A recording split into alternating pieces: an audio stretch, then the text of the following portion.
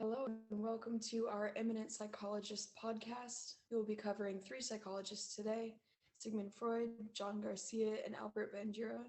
While all three psychologists have contributed significantly to our understanding of behavior, they each have different areas of focus and theoretical perspectives.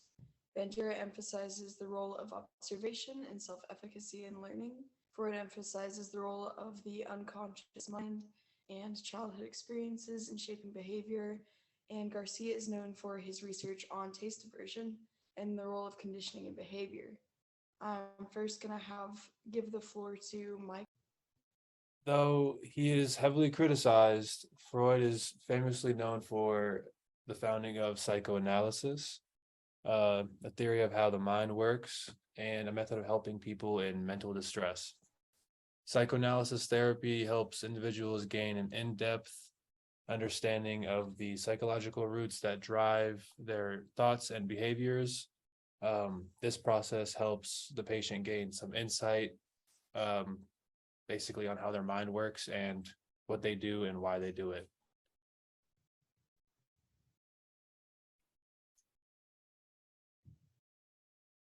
Very nice. Um, Albert Bandura, he came after Freud and has disproved some of what he's saying. So his work is mostly on social learning theory, which is emphasizing the role of observation and imitation in the learning process. Um,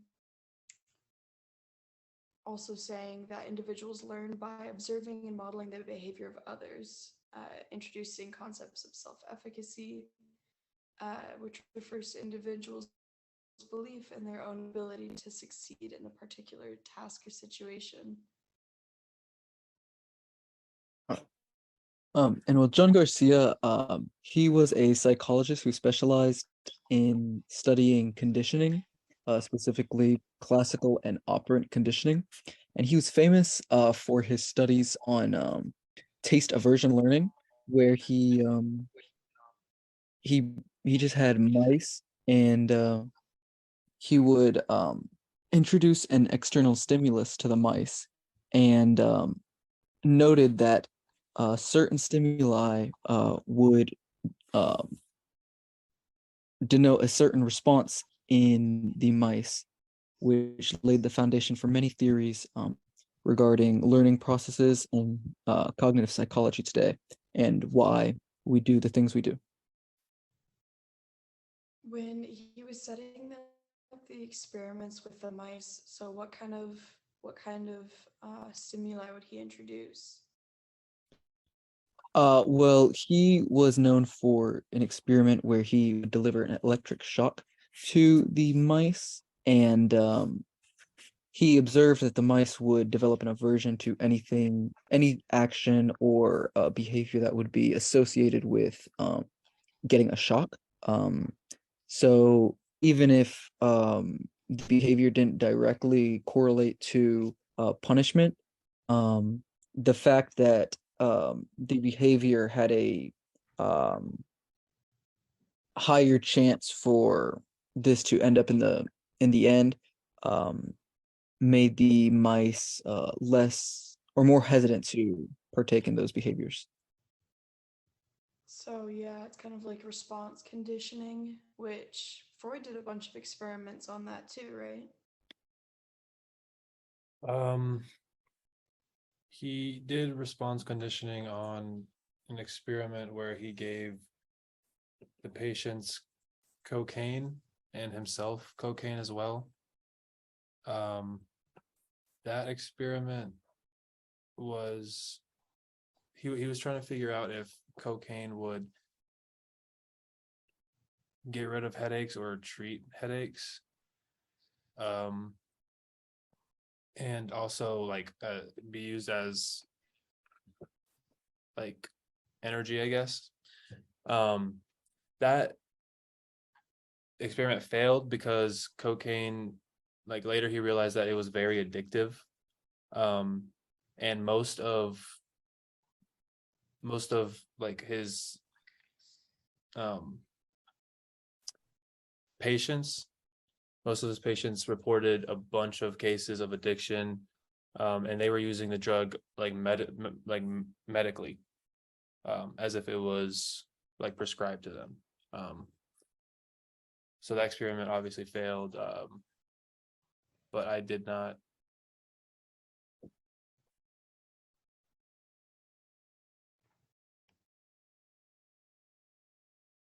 I did not really find any stimuli response similarities between Freud and Bandura or Garcia. I got you. Well, with Bandura, it wasn't like he didn't work with that much manufactured stimulus. One of his most famous experiments, though, was about triggering aggression in young children, and it's called the Bobo doll experiment, and it's super famous now.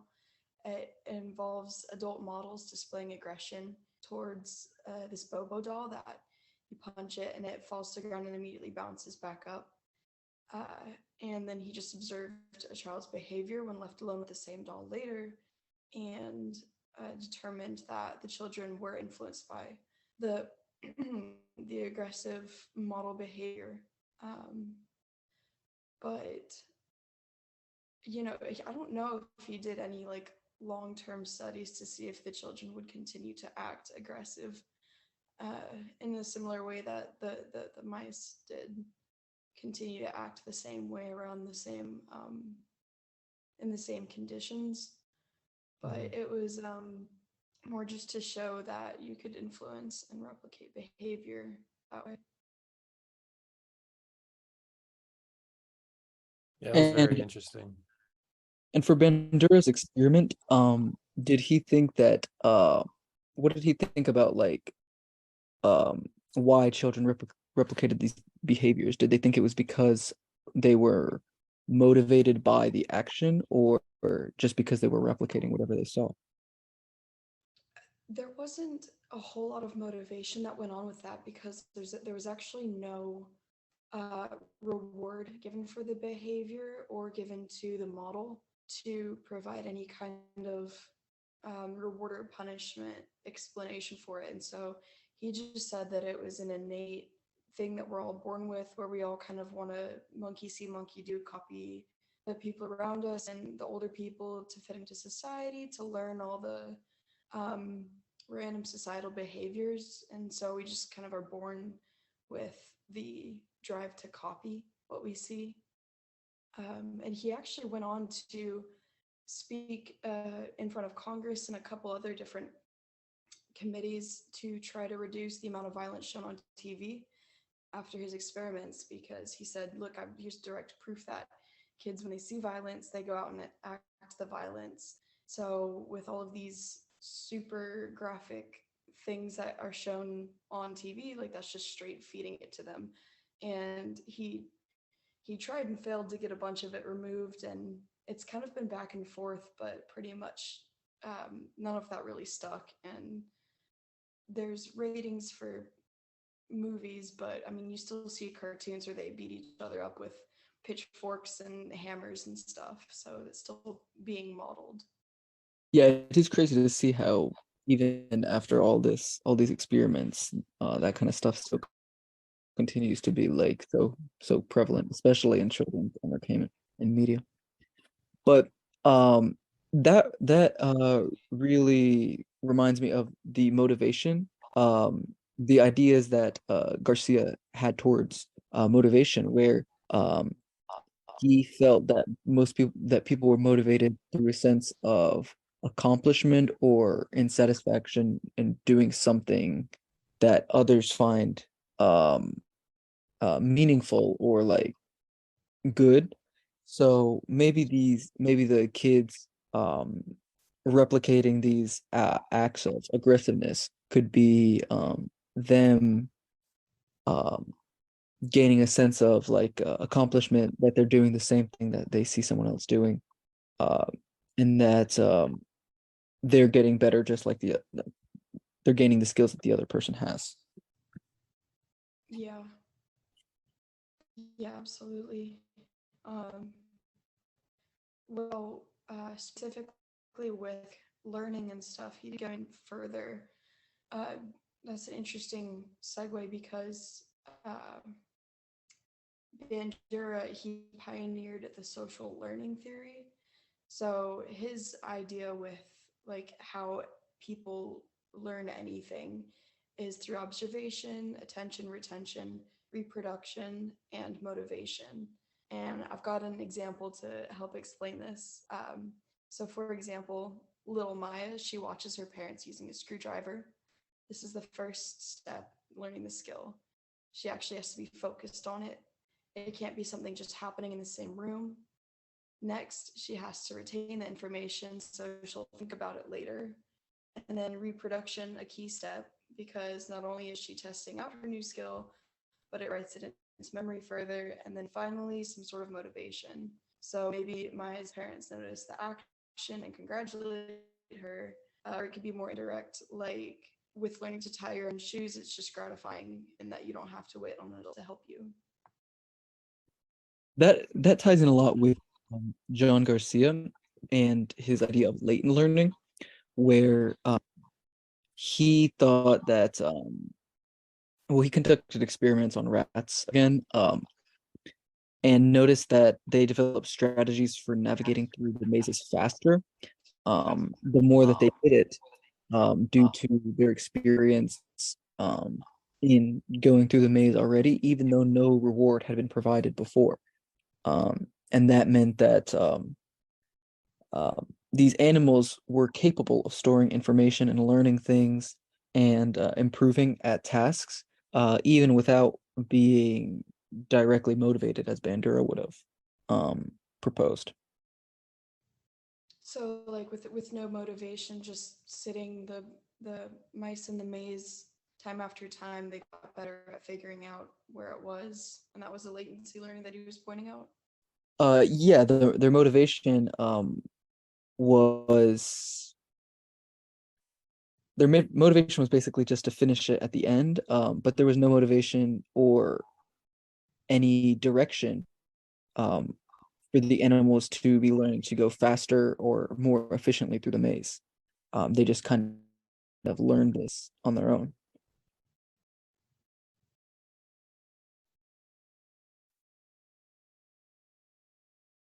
Well, I mean,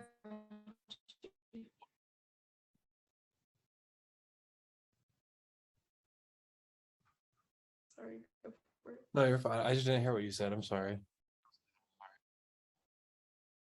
Oh, No. I didn't hear what Spencer said. No, I wasn't saying anything.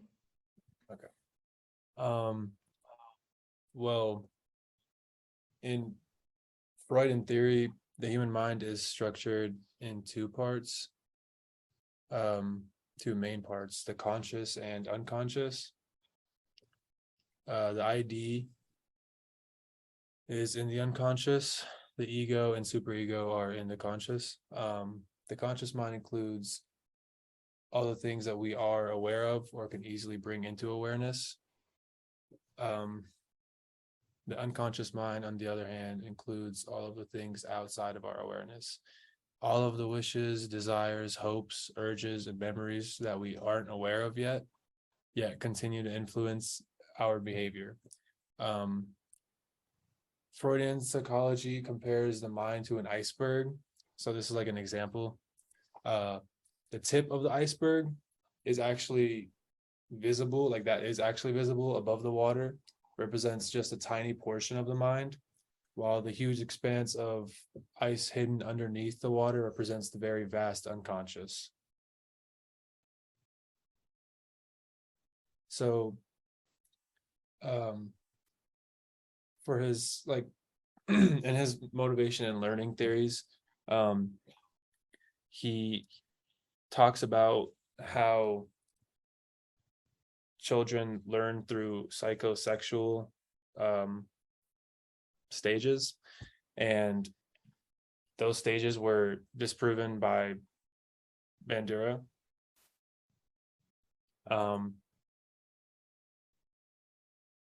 But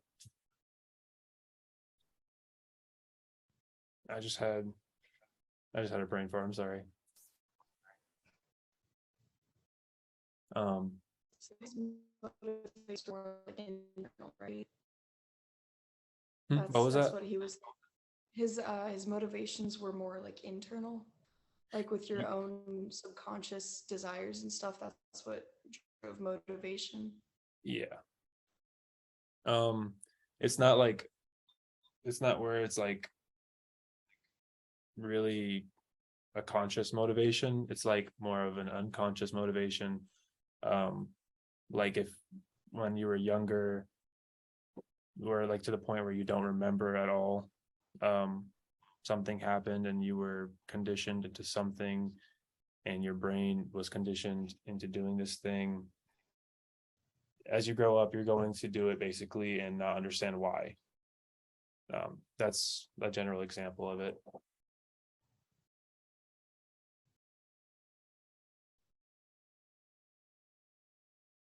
So he's saying more of like your childhood experiences is what I guess molds your motivation, your actions, and Yeah, then Ben kind of came back and said like, no, we have motivations that are exterior, and us going for that's what shapes our actions. yeah, and we gain newer motivations rather than having the same old ones throughout life.